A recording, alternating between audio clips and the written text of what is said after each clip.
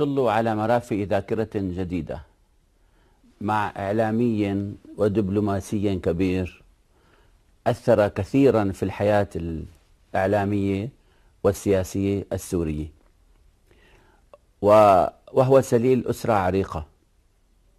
هذه الأسرة التي أنجبت أبو خليل القباني جد ضيفنا الكبير. أيضا سندخل في تفاصيل هذه المحاور، ولكن الآن دعونا نرحب بضيفنا الكبير الدكتور صباح قباني، الإعلامي والدبلوماسي العتيد كما الله يخليك. نقول. شكرا جزيلا. شكرا يا سيدي. دكتور صباح، نحن سنطل على مرافق ذاكرتك، هذه الذاكرة الممتلئة، وإن شاء الله سنغرف منها الكثير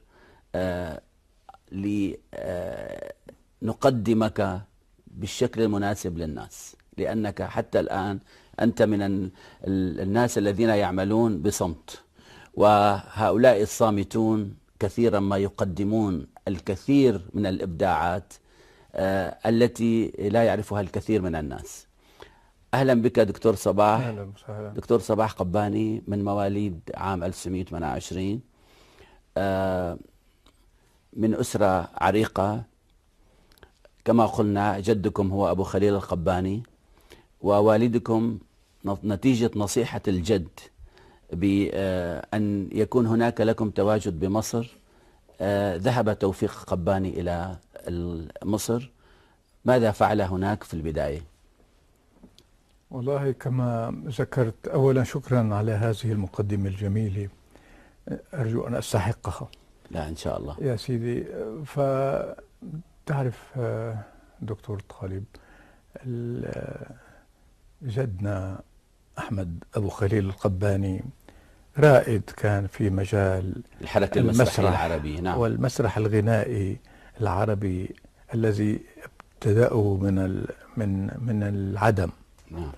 فحورب هنا بدعوى أن هذا الفن الذي أتى به أبو خليل هو فن يخرج عن الدين وعن الأخلاق، في حين أن كل ما قدمه من قطع تمثيلية مستمدة من التراث العربي الإسلامي، وهي تحض على مكارم الأخلاق والقيم الإنسانية الراقية. نعم. رغم ذلك حورب، لأن النظرة للفن في ذلك العهد كانت نظرة سلبية الحقيقة مع الأسف، وكان يتهم من يعمل في هذا المجال بأنه خرج عن الأخلاق أو زنديق أو إلى آخره. فحورب وأحرق مسرحه ورجم بالحجارة، فاضطر إلى أن يذهب إلى مصر. مصر كانت في ذلك الحين فيها ليبرالية أكثر، فيها تفتح أكثر للعمل الفني والفكري، فوجد هناك مجالا للعمل أكثر من بلده. وبعدما اطمأن به المقام هناك وأنشأ مسرحا ونال نجاحا كبيرا. نعم. قدم الكثير من الإبداعات نعم. هناك أيضا، وخاصة بداية في الإسكندرية. نعم. ففكر أيضا ببعض أقربائه بأن يأتوا إلى مصر ويعيشوا، تركوا من لديهم طموحات كبيرة لا يستطيعون أن يعبروا عنها في الشام. فرأى أن يلحق به من يريد أن يزيد من ثقافته ويحقق طموحاته هناك. وبالفعل مجموعة كبيرة من شباب الأسرة لحقت بأبو خليل. أحدهم كان والدي، فمنهم من ذهب ليعمل في حقل الزراعة، ومنهم بالصناعة، ومنهم بالتجارة، وتفرقوا في أرجاء مصر. والدي ركز في الإسكندرية وفي القاهرة على موضوع الصناعة، صناعة الحلويات الأوروبية التي لم نكن نعرفها هنا. هنا كنا نعرف أنواع قليلة من الحلويات تصنع في البيوت ويدور بها الباعة المتجولون، اسمها حل سنونج وليل طلة وأسماء نعم. قديمة انقرضت الآن. نعم. فهو أتى عندما رجع إلى هنا أنشأ مصنع حديث بالمعنى القديم. الآن إذا هل ولدت في مصر دكتور صباح؟ نعم. ولادتك كانت في مصر؟ لا أنا هنا كلنا. نعم. لأن والدي ذهب إلى هناك وهو فتى ابن 15 سنة، واستمر هناك حوالي 20 سنة، ورجع تزوج بعد عودته. نعم. نعم. فأنشأ هذا المصنع الحديث بالمفهوم القديم طبعا، وبدأ يصنع الحلوى الأوروبية، الشوكولاتة والنوغا والملبس. وكان أول صناعي أول حلواني كما يمكن أن نقول هو صناعة الملبس، نعم. ولذلك كان يعتز بأنه المؤسس الأول لمعامل الملبس. وهنا عندما بدأ إنتاجه يغمر السوق، الناس حيرت كيف هذه اللوزة تدخل في غلاف محكم الإغلاق، من أين دخلت لحدا يعني. نعم. وإنما مذاقها كان شيئا جديدا عليهم، فنجح. ولذلك اعتز بصفته المؤسس الأول لمعامل الملبس، كتبها على أوراق مراسلاته وعلى يافطة معمله. نعم. وهنا قبل أن أستبق الأشياء أقول نعم. أحمد أبو خليل القباني أسس الحركة المسرحية الغنائية. نعم. توفيق القباني أسس أول مصنع للحلوى والصناعي الأول يمكن أن نقول في سوريا. نعم. نعم. ونزار قباني المرحوم نزار قباني أسس أيضا فتحا جديدا في الشعر العربي. يعني هناك 3 فتوحات يمكن أن نقول عنها فتوحات تأسيسية صحيح. لمراحل ل3 عباقرة عظام. الله يخليك. نعم. نعم. والغريب دكتور أنه لما كلفت بتأسيس التلفزيون، كان غير موجود التلفزيون سنة 1960، كمان قمنا بتأسيس هذا التلفزيون بعد مرور 100 عام تقريبا على تأسيس أبو خليل لمسرحه في دمشق. وعد يعني حفيد أبو خليل القباني أيضا رائدا من الحمد لله رواد الحركة يعني الإعلامية عندنا. هاجس التأسيس موجود لدينا. نعم. والحمد لله. وهاجس التأسيس تعرف. أنا كنت سأعرج على ذلك بعد قليل. نعم. نعم. الحمد لله. فكل هذه المجالات كانت مراحل مهمة في تاريخ أسرتنا. لا أقول تاريخ البلد فقط، وأن تاريخ أسرتنا الحقيقة. كان هناك خصوصية لتوفيق القباني مع صناعه. نعم. نعم. حدثنا قليلا عن هذه الخصوصية يا سيدي. في ذلك الزمن الحقيقة كان فئة التجار والصناعيين ورجال الأسواق الشعبية، ووالدي منهم، كان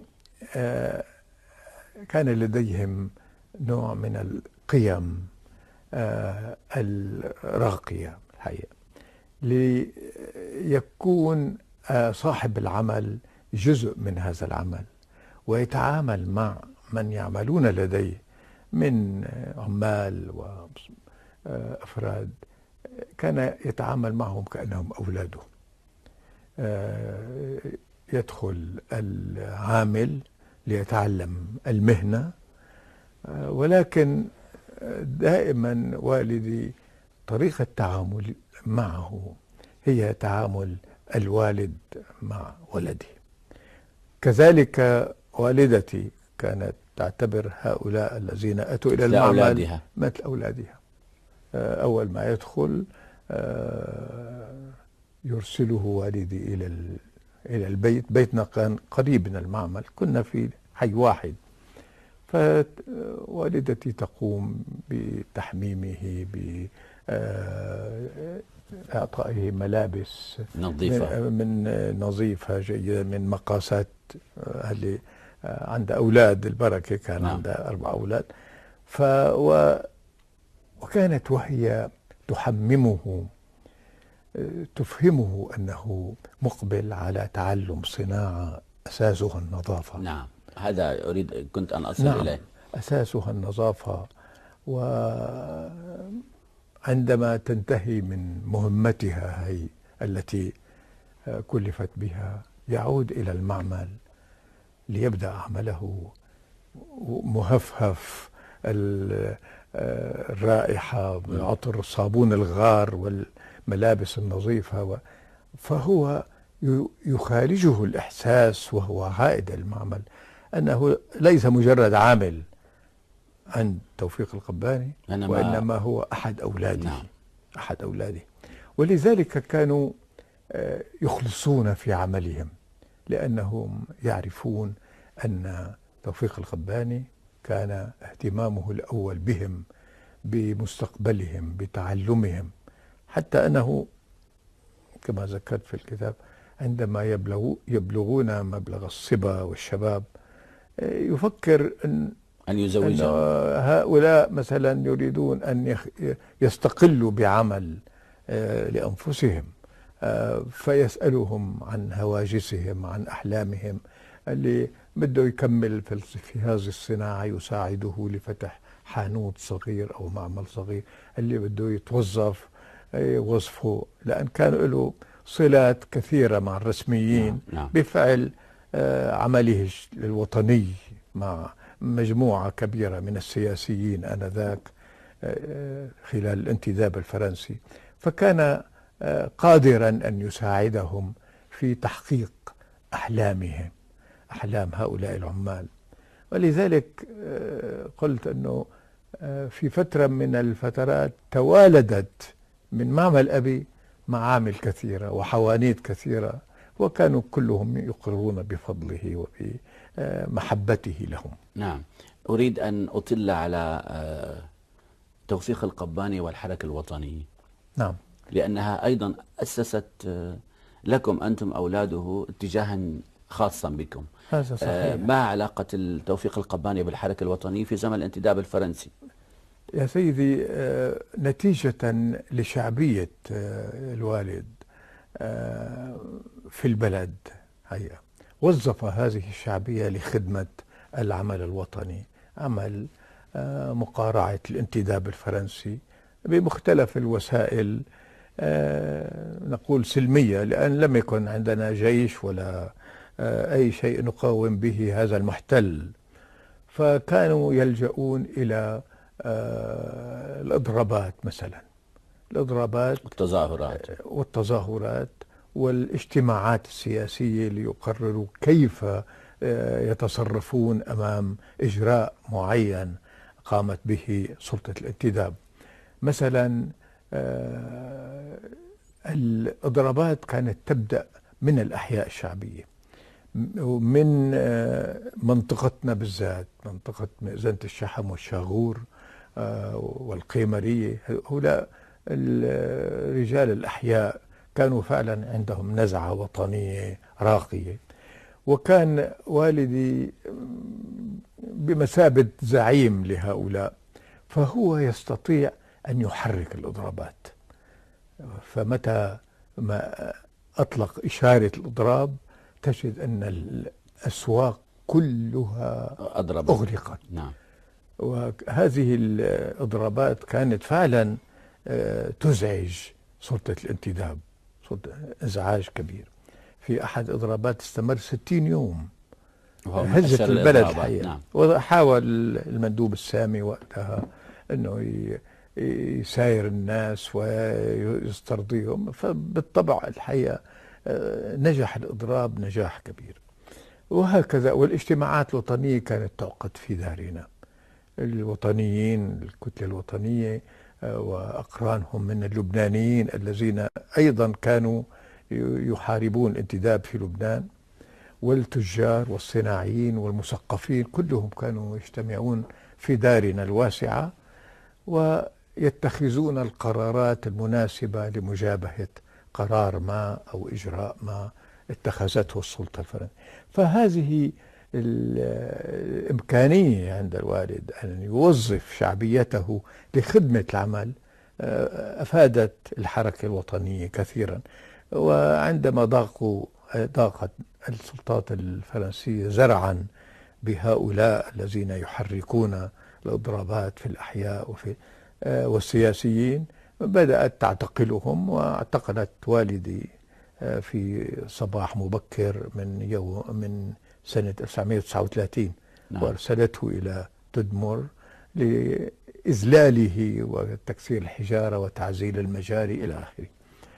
فهذا العمل الوطني الحقيقة كان طاغي على عمله الخاص. وبعد الاستقلال طبعا سنة 45 الوالد رأى أن العمل والنضال الوطني أديا النتيجة المطلوبة وهو الاستقلال، فآثر أن يتوقف عن العمل السياسي وينصرف إلى أسرته، رعاية أسرته وأولاده وهكذا. نعم. وإنما هذا كما تفضلت، هذا الجو الذي نشأنا فيه يعني الحقيقة كان جو دائرة واسعة كما بقي في داخلنا. يعني دائما اهتماماتنا كانت أولاد توفيق القباني هي العمل العام، هي الإخلاص في العمل العام. يعني هذا تشربناه من الجو الذي عشنا فيه. نعم. طبعا 1945 الاستقلال، الجلاء كان في عام 1946 17 نيسان. هذه الالتفافات حول الحركة الوطنية من قبل الناس هي التي مهدت للاستقلال. أنا أريد أن أدخل هنا أيضا في جانب آخر. ظلت علاقة والدك وأنتم جزء من البيت مع مصر في ذلك الحين. كنتم تستقبلون أيضا الكثير من الفرق المسرحية في داركم. نعم. كان مثلا المرحوم يوسف وهبي فنان المسرح المعروف أو عميد المسرح العربي كان يأتي إلى دمشق، وبالتأكيد كان يأتي إلى بيت توفيق قباني. صحيح. المرحوم الفنان الكبير يوسف وهبي كان صديق حميم لوالدي من أيام وجوده في مصر. نعم. واستمرت هذه العلاقة. وكان يوسف وهبي وفرقته فرقة رمسيس يأتي إلى دمشق كل موسم صيف لتقديم مسرحيات على مسرح العباسية، كان موجود قرب جسر فيكتوريا. وأول شيء كان يعمله هو زيارتنا في البيت هو وفرقته. ودارنا الواسعة كانت مؤهلة تستوعب هذه الفرقة. ووالدتي كان طبخها جيدا فتحتفي بهؤلاء القادمين. والحارة كلها الحقيقة كانت يعني تسعد عندما تجد أفراد الفرقة ويوسف وهبي وكلهم ممثلون يعني معروفين لدى أهل الحي. فكانت مناسبة ينتظرونها كل عام ليشاهدوا أحمد علام، فردوس حسن، أمينة رزق، بشارة وكيم، كل من يعملون مع يوسف وهبي، وهم يأتون إلى الحارة بالعربات التي تجرها الخيول من فندقهم إلى بيتنا. نعم. لم يكن هناك سيارات في ذلك الحين لأن الحارات ضيقة. فكانوا يسعدون جدا. النساء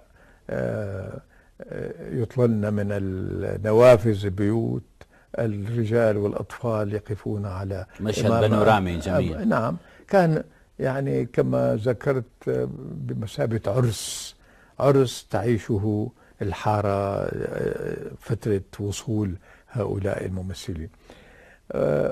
والحقيقة أن ظلت هذه الصلة مستمرة مع يوسف وهبي وفنانين آخرين، لأن والدي بعدما عاد من مصر بقيت صلته وذكرياته مرتبطة بفترة الشباب التي نشأ وترعرع فيها في مصر. ومن جمله مع صلته مع الفنانين. نعم. سنطل قليلا على الأسرة. معتز الكبير يتلوه نزار، ثم رشيد، وأنت الأصغر. نعم. و3 صبيان ثم أنت الصبي الرابع. كانت والدتك تحلم أن تأتي فتاة، نعم. وتأخرت هذه الفتاة قليلا حتى أتت أختك هيفاء. نعم. في ذلك الحين كنت الصبي المدلل القريب، يعني كانوا تقريبا كانت والدتك تعاملك كطفلة، تحاول أن يعني تسبغ عليك. كانت تريد أن تعمل مني البنت المشتهاة. نعم. كما قلت. فألبستني فستان البنات الصغيرات، وأطالت شعري ووضعت عقد على صدري، يعني لتوهم نفسها أنها رزقت بنتا. نعم. طبعا هذا الدور لم يستمر طويلا، أنقذني منه مجيء هيفاء. نعم. الحمد لله. كما ذكرت كمان نعم. دكتور طالب، في نشأتنا في جو المعمل، معمل والدي، يعني معمل والدي كنتم تعملون كلكم، يعني ندخل لنا دائما الفتيان الأربعة نوع من الفضول، ندخل إلى المعمل نحاول نساعد العمال، يعني يعتبرنا هؤلاء مثل ما اعتبر والدي عماله أولادا. نعم. أولادا اعتبرناهم أصدقاء وأخوة لنا. نعم. فلذلك نشأنا في جو في هذا التكافل الإنساني والاجتماعي. لم نكن ننظر إلى هؤلاء أنه مجرد عمال موظفين يعملون، لا، هم عبارة عن إخوة لنا، وعلمونا أشياء كثيرة الحقيقة، لأن كلهم كانوا من أحياء شعبية يعرفوا إلى جانب مئذنة الشعب. نعم. التراث الفولكلوري الشعبي تعلمناه منهم الحقيقة. كان أحدهم يروي الحكايات، آخر يحفظ ملاحم أبو زيد الهلالي وسيف بن زي يزن وإلى آخره، يحضر الحكواتي الذي كان في ذلك الحين منتشرا تماما. نعم. أحدهم كان يعشق التمثيل. لذلك هذا الجو الذي نشأنا فيه أفادنا فيما بعد، وجعلنا حقيقة لا نأنف من قيام بأي عمل يدوي مهما علت المناصب. وهذه ميزة كبيرة والله. هذا نعم. وهذا الفضل أرده إلى هؤلاء حقيقة. وهم كانوا أول من اصطحبنا إلى دار السينما، يستأذنون والدي لمشاهدة فيلم في دور السينما القليلة اللي كانت في دمشق، لمشاهدة أحد الأفلام. يعني كان لهم يد في ثقافتنا الأولى، ثقافتنا إلى جانب ثقافتنا في المدرسة. وهذا ما دعاك أيضا عندما استلمت إدارة التلفزيون في زمن الجمهورية العربية المتحدة، الإقليم الشمالي، والذي كان سينطلق معا مع تلفزيون مصر في ذلك الحين الإقليم الجنوبي. كنت تختلط بالعمال وكنت أيضا واحدا منهم، وهذا دون أي تأفف ولا أي نوع من نعم. نتيجة هذه التربية. نعم. هذه التربية والنشأة. لأن في العمل التلفزيوني كما تفضل عمل فريق، لست وحدي الذي يستطيع أن يقوم بهذا العمل. عمل يستدعي وجود موظفين، مهندسي ديكور، مصورين، مخرجين، مذيعين، كل هؤلاء يجب أن ترى فيهم فريقا واحدا متماسكا. فلذلك عندما تكون أنت لا أريد أن أتباهى وأقول القائد، وإنما يجب أن نعمل معا. وعندما يرونني أعمل معهم كثير من المرات أقف مع مصور الكاميرا وأدفع معه الكاميرا الثقيلة وكابلاتها من مكان إلى آخر، أتشاور معه في زاوية التصوير باعتبار عندي هواية للتصوير. فكل هذا جعلهم يحسون أنني جزء منهم، جزء من العمل. وهذا ما أنجح العمل في ذلك. يعني الحمد لله ما كان في تراتيبية لغيناها الحقيقة، مدير وموظف وكذا، هذا كان غير وارد فيه. والذي ينجح العمل دائما هو أن لا يبقى المدير أو الرئيس متسمرا وراء مكتبه ويعطي الأوامر من علن، أوامر إدارية كذا اعملوا لا تعملوا. هذا كلام لا ينجز، لأن العمل الذي قمنا فيه هي كان جديد علينا وعلى بلدنا. ورشة متكاملة، فريق عمل كما قلت. لا، والعمل التلفزيوني دكتور طالب أنا 1960 نعم. لم يكن هناك تلفزيون ولا فضائيات. هلا 400 فضائية ما شاء الله في السماء تبث ليل نهار. نحن بدينا من الصفر، لا نعرف شيء، كنا نتعلم من بعضنا. سوف نصل إلى هذا المحور. نعم. بس قبل ذلك هناك المدرسة. نعم. بعد المدرسة هناك الجامعة، ثم الذهاب إلى باريس، الدكتوراه في العلوم السياسية، ثم العودة إلى هنا. أيضا توريطك في بالتلفزيون، في إدارة التلفزيون. كنت في يعني جزءا من الحركة الثقافية هنا، وكنت معروفا. نبدأ بالمدرسة. كنت في المدرسة، دخلت مع إخوتك طبعا إلى المدرسة. أي مدرسة كانت في ذلك؟ المدرسة الكلية العلمية الوطنية كانت في قلب الأحياء الشعبية في البزورية. نعم. وكان صاحبها الدكتور أحمد منيف العائدي، إنسان فذ الحقيقة في مواضيع كثيرة. كان عميد لكلية الطب عدة مرات، طبيب شهير هو. وإنما كان هاجسه الأول هو موضوع التربية. كان يريد أن ينشئ مدرسة وسط بين المدارس الفرنسية التي كانت موجودة أثناء الانتداب الفرنسي ومدارس التي أنشأتها الدولة أو الحكومة لتهتم وتركز على الثقافة العربية. نعم. والمدارس الفرنسية كانت تركز على الثقافة الفرنسية. أحمد منيف العائدي وجد أنه لا بد من إيجاد مدرسة تأخذ بالثقافتين، وفعلا كان عملية. فأتانا بأهم أساتذة اللغة العربية، مثلا من خليل مردم لأمجد طرابلسي لأديب التقي لمنير البعلبكي وهكذا. وأتى أيضا بأساتذة فرنسيين من فرنسا ليعلموننا اللغة الفرنسية. فهذه المدرسة أنجزت أو أنجبت الحقيقة مجموعة كبيرة من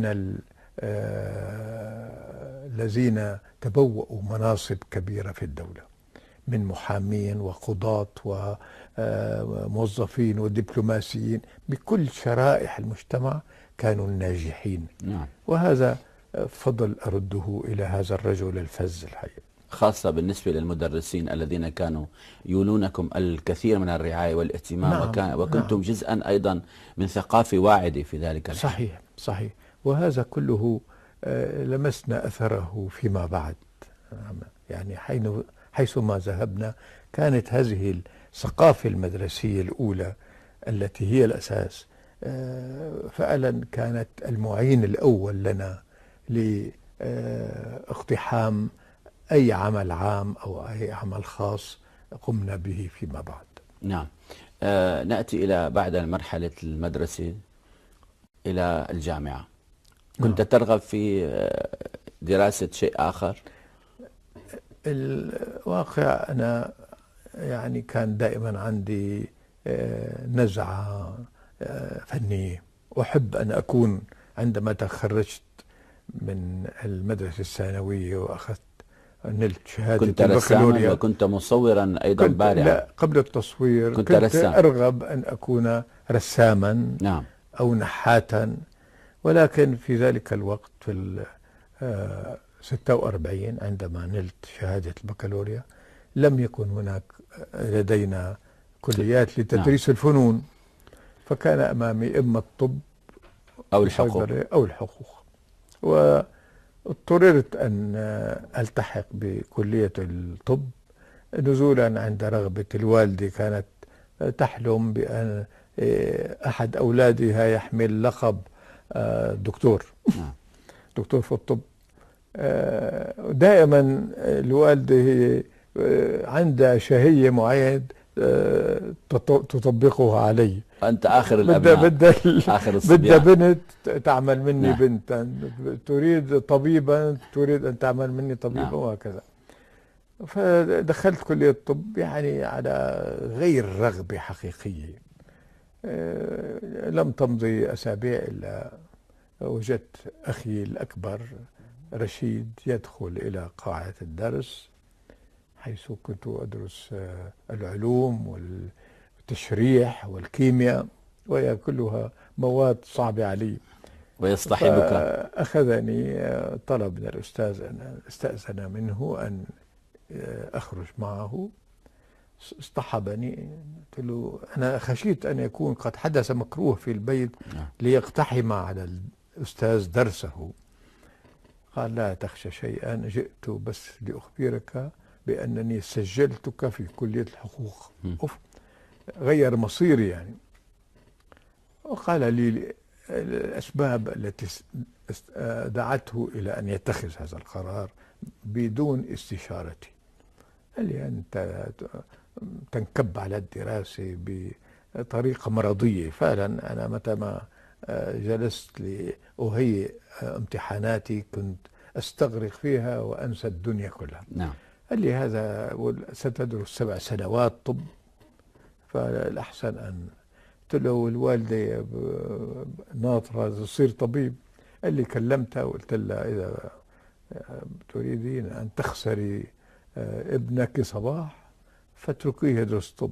هاتوا لا أخي يدرس ما يشاء. فانتقلت إلى الحقوق ومشيت على خطى نزار ورشيد بدراسة حقوق. نعم. معتز ماذا درس؟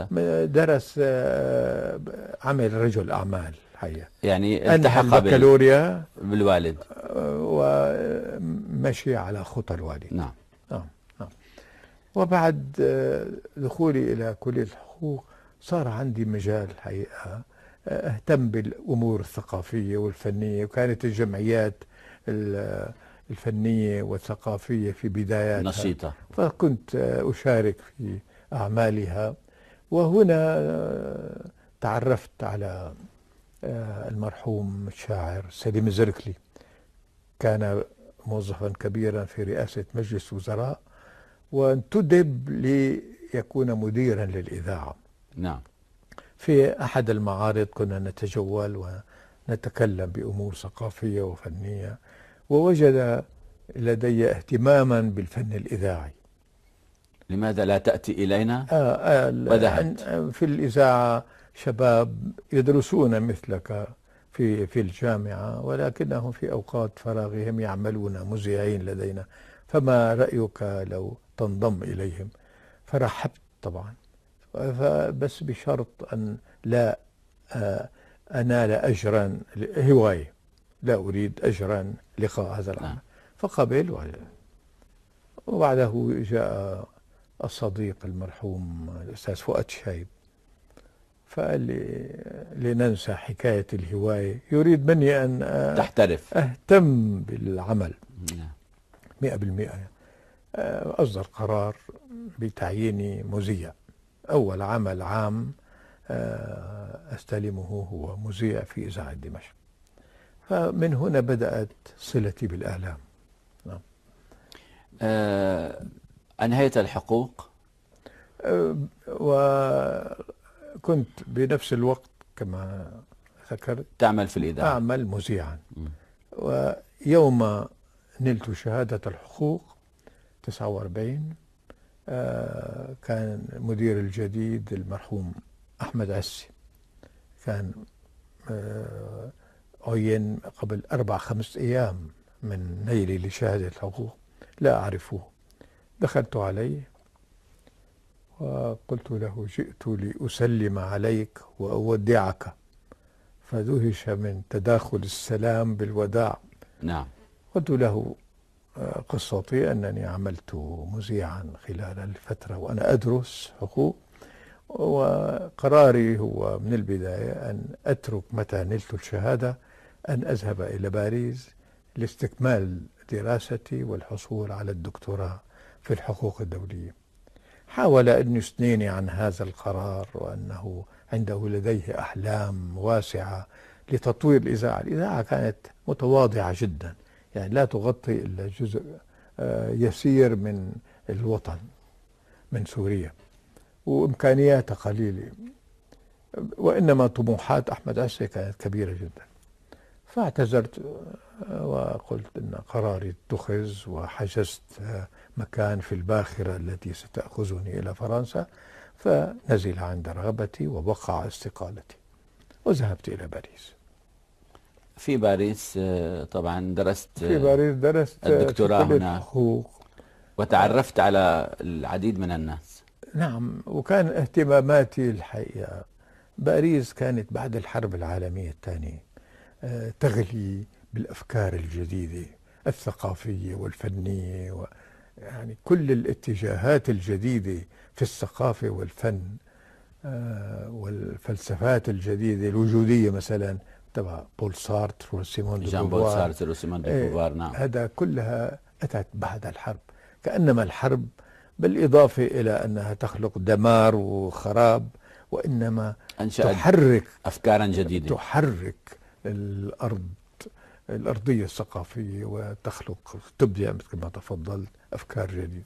ففي هذا الوسط 49-50 كانت باريس بالذات تغلي بهذه التيارات الجديدة الثقافية والفنية، وأنا بالطبع عندي هذه الاهتمامات، فوجدتها فرصة كبيرة أن أتابع هذه الفنون وهذه الاتجاهات، وهذا كله كان ذخيرة ساعدتني في المقبل من الأيام، إلى جانب دراستي للحقوق الدولية.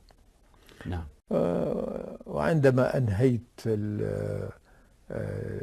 دراسة الحقوق ونلت شهادة الدكتوراه، عدت إلى دمشق. وكان ينتظرك شيء؟ أحمد عسي نعم استدعاني. أنا كنت أهيئ أوراقي الحقيقة باعتبار اختصصت بالحقوق الدولية، قوانين الدولية، الذهاب إلى وزارة الخارجية، كان هذا قراري. فعلم أحمد عسي بأنني عدت إلى الوطن فاستدعاني، وجلس يحدثني ويستأنف الحديث الذي بدأناه قبل 3 سنوات. لا يريد أن يعترف أن 3 سنوات مضت على الحديث الأول، وأعاد الكرة، وفعلا حدثني عن الأشياء التي أحدثها في الإذاعة من حيث التطوير، تقوية الأجهزة، البرامج، وعنده طموحات أنه يعمل من الإذاعة مؤسسة ثقافية. كان ليس لدينا لا وزارة ثقافة ولا كليات فنون ولا معاهد الفن المسرحي. كان هناك مديرية الثقافة. نعم. كان هو صحفي قدير، فعين مديرا للإذاعة، ومثل ما ذكرت طموحاته كانت فعلا كبيرة. فقال لي بدنا نستقطب نحن أهم رجال الفكر والفن والكذا، ونعمل من هذه الإذاعة ليس مجرد أداة بث إذاعي، وإنما نريد أن نجعل منها مؤسسة ثقافية قبل أن تأتي وزارة الثقافة وكليات الفنون والمسرح ويدخلون على الخط. ففعلا استهواني هذا الحلم، فقلت له طيب سنجرب ونعمل معا. سأضع جانبا فكرة ذهابي للخارجية، ليس ما أساعد في تحقيق هذا الطموح وهذا الحلم. وبالواقع دخلت وبدأنا نبتكر أشياء فعلا كانت ذات أثر تأسيسي في الإذاعة التي نعرفها اليوم. نعم. نعم. وكيف عثر عليك فؤاد الشايب في ذلك الحين؟ فؤاد الشايب عملت في الإذاعة، ولكنك أيضا انتقلت إلى الثقافة فيما بعد. إلى الثقافة ما كان فؤاد شايب بالثقافة. من اللي كان مسؤولا في ذلك؟ كان المسؤول الأول وزير كان أستاذ رياض المالكي، كان نعم وزير. نعم. ومعاونه صديقي دكتور يوسف شقرة. نعم. دكتور يوسف شقرة الحقيقة وجدني مرة بطريق صدفة في مبنى وزارة الخارجية القديم، وهي جواز سفري بعد قيام الوحدة للذهاب إلى مصر، لأن الوزارة المركزية لوزارة الخارجية كانت في القاهرة. نعم. فذهبت لآخذ جواز سفر لي ولزوجتي ولابنتي. بنفس الوقت كان دكتور شقرة الله يرحمه في المبنى، فناداني من بعيد، التفت وجدت أن دكتور يوسف صديق حميم هو. قال لي: ماذا تفعل هنا؟ قلت له: والله عم هيئ جوازي مسافر لمصر. قلت له: أنت ماذا تفعل هنا؟ قال: أنا هنا أخذنا الطابق الأول من مبنى وزارة الخارجية القديم لنبدأ فيه وزارة الثقافة، وزارة حديثة نعم لم تكن موجودة قبل الوحدة، ونعمل الآن على تهيئة العناصر اللازمة لانطلاقة هذه الوزارة. الأستاذ رياض المالكي وكان معهم الأخ الصديق الدكتور أديب اللجمي. نعم. قلت له: موفقين إن شاء الله. وبدأت أصافحه، وجدت أن يده لا تزال تقبض على يدي، لا يريد أن يفلتها. قال لي: ما رأيك أن تبقى معنا وتشارك في التأسيس؟ دائما التأسيس هذا كان شيئا من حياتك. أيوة. وحدثني أنه أنت اهتماماتك فنية وثقافية من الكلام هذا، وضع جانبا ذهابك إلى مصر وتعال نبدأ بهذا المشروع الهام. فدائما تعرف دكتور طالب، يعني الرغبة الفنية والهجس الفني يطغى على كل شيء. لعب على الوتر حساس في داخلي فرضيت، وبقيت في وزارة الثقافة، استلمت مديرية الفنون. كمان في مديرية الفنون أسسنا أشياء لم تكن موجودة، المسرح القومي والمعارض الفنون التشكيلية. يعني وقت بدأنا نعمل فكرنا بالمعارض الموسمية، معرض الربيع، أول معرض ربيع حدث خلال هذه الفترة. خلال فترة تتذكر أي عام؟ نعم، بال59. أنا بقيت سنة واحدة، بداية 59 لنهايتها تقريبا في وزارة الثقافة. فأقمنا معارض للفنون التشكيلية، للتصوير الفوتوغرافي.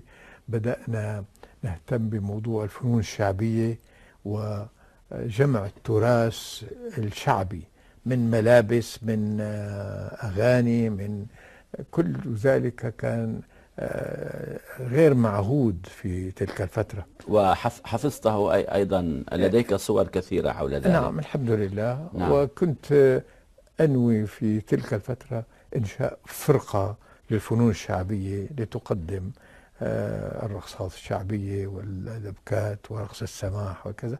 لم يسعفني الحظ ولكنك في التلفزيون أنشأت هذه الفرقة. هذا الحمد لله استطعنا أن ننشئ هذه الفرقة وأن تكون ناجحة. انتقلت إلى القاهرة كيف؟ لا بالوزارة آسف، يعني ذهبت إلى القاهرة لتبلغ بشيء جديد لك كان. نعم، أنا الحقيقة الذي حدث أنك سافرت إلى هناك في وفد رسمي. كلفت بتأسيس التلفزيون بداية الستينات وبدون أن أدري.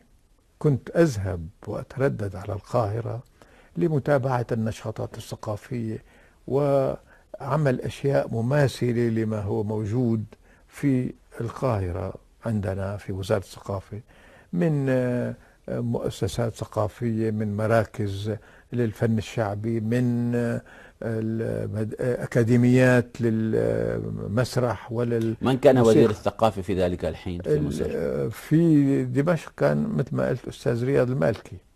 والمركزي؟ المركزي كان الدكتور ثروت عكاش.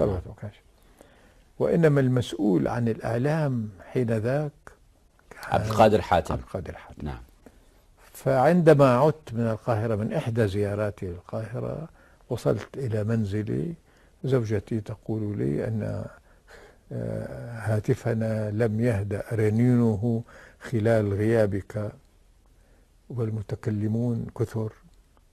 قلت لها: من هؤلاء؟ قال: والله ممن نعرف ولا نعرف. ماذا يريدون؟ قال: يلمحون إلى أنك أصبحت كلفت بتأسيس تلفزيون وأصبحت مديرا له. قلت له: أي تلفزيون؟ ما عندنا تلفزيون بالبلد. فعلا لم يكن هناك شيء اسمه تلفزيون، وما له علاقتي بالتلفزيون، لا أعرف عنه شيئا. فقررت أن أذهب إلى وزارة الثقافة لأستطلع الخبر. توقعت أنها إشاعة كالعادة.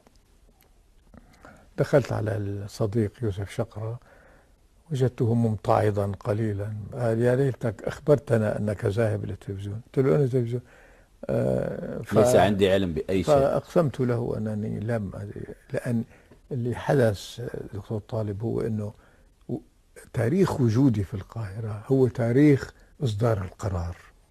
فقالوا يعني فلان ذهب إلى القاهرة ليبدأ هذه العملية ويوظف نفسه مديرا للتلفزيون. قلت ما عندي خبر ولا حدا فاتحني. أراني قرارا لعبد القادر حاتم له رقم وتاريخ أنه يكلف فلان تأسيس التلفزيون. فاقتنع الدكتور شقرة أنه ما لي علاقة. قال لي: أنا كمسؤول يعني كنت أتمنى لو تبقى معنا. كصديق سعدت بأنهم كلفوك أنت بهذه المهمة الصعبة. وهكذا تركت وزارة الثقافة، أنهيت بعض المعاملات وذهبت. بدأت رحلتك في بدأت تأسيس رحلة المتاعب الثانية. نعم. الثالثة. نعم، وهذه سنطل عليها في مرافق ذاكرة جديدة. نعم. مع الدكتور صباح قباني الإعلامي والدبلوماسي الكبير.